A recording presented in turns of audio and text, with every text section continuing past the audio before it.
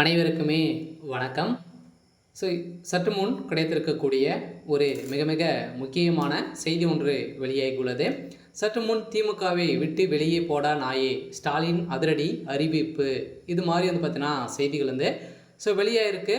இப்போ வந்து பார்த்தீங்கன்னா திமுகவில் ஒரு மிகப்பெரிய சம்பவம் வந்து நடந்துகிட்டு இருக்குது. திமுகவில் வந்து பார்த்தீங்கன்னா செல்லு செல்லியாக ஓடியக்கூடிய சம்பவம் தான் இப்போ அடுக்கடுக்காக வந்து பார்த்தீங்கன்னா உடைத்துட்டு வந்திருக்கக்கூடிய நிலையில் இப்போ அதிரடியாக திமுக வந்து ஏற்கனவே டாஸ்மாக் உடைய நிறுவனத்தின் அடிப்படையில் நடந்த ஊழலின் அடிப்படையில் செந்தில் பாலாஜி அமைச்சர் பொன்முடி அவர்கள் வந்து பார்த்தீங்கன்னா திமுகவிலிருந்து அமைச்சர் பதவியிலிருந்து பார்த்தீங்கன்னா நீக்கப்பட்ட சம்பவம் பெரும் பரபரப்பை வந்து ஏற்படுத்தியிருந்தது.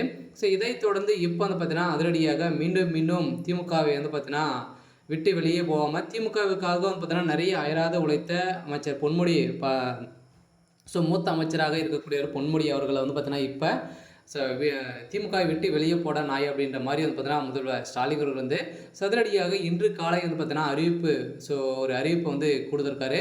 இந்த நாளில் தான் இப்போ திமுகவுக்கும் பொன்முடி அவர்களுக்கும் இடையே நிறைய பிரச்சனைகள் வந்து இருக்கு. இதை பற்றி இந்த வீடியோவில் நம்ம முழுமையாக பார்க்கலாம். அதுக்கு முன்னாடி நம்ம சேனலுக்கு வந்து இப்போ தான் நீங்கள் முதல் முறையாக வந்திருக்கீங்க அப்படின்னா மறக்காமல் நம்மளுடைய சேனலை சப்ஸ்கிரைப் பண்ணி சப்போர்ட் பண்ணுங்கள். வாங்க வீடியோக்குள்ளே போகலாம்.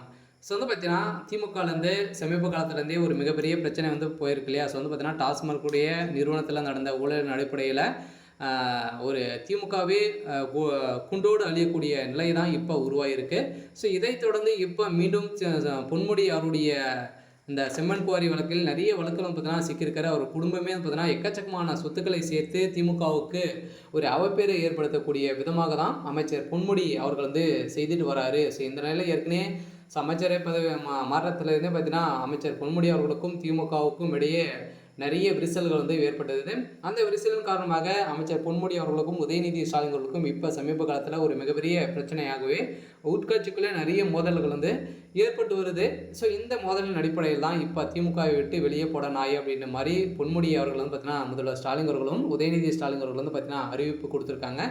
அதில் திமுகவில் வரக்கூடிய சட்டமன்ற தேர்தலுக்குள்ளே திமுக வந்து பார்த்தீங்கன்னா இளம் அமைச்சராக தான் வந்து இருக்க போகிறாங்க அப்படின்ற ஒரே நோக்கத்தோடு தான் துணை முதல்வர் உதயநிதி ஸ்டாலின் அவர்கள் வந்து பார்த்தீங்கன்னா அனைத்து மூத்த அமைச்சர்கள்லாம் பார்த்தீங்கன்னா இப்போ வந்து வெளியில் அமைச்சர் பதவி வந்து நீக்கப்பட்டு வராங்க. அதெல்லாம் பார்த்தீங்கன்னா இப்போ செந்தில் பாலாஜி அவர்களும் சென்று செந்தில் பாலாஜியை பொறுத்தளவுக்கு பார்த்தீங்கன்னா அவர் வந்து அதிமுகவில் இணைய போகிறதாகவும் ஒரு தகவல் வெளியாகி வருது.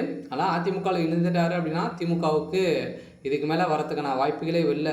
அந்த அளவுக்கு வந்து பார்த்தீங்கன்னா செந்தில் பாலாஜியுடைய பவர் வந்து இருக்குது. இருந்தாலுமே செந்தில் பாலாஜியை பொறுத்தளவுக்கு வந்து பார்த்தீங்கன்னா ஒரு முக்கிய நபராக ஒரு அனுபவம் வாய்ந்த ஒரு அரசியல்வாதியாக தான் செந்தில் பாலாஜி இருக்கார்.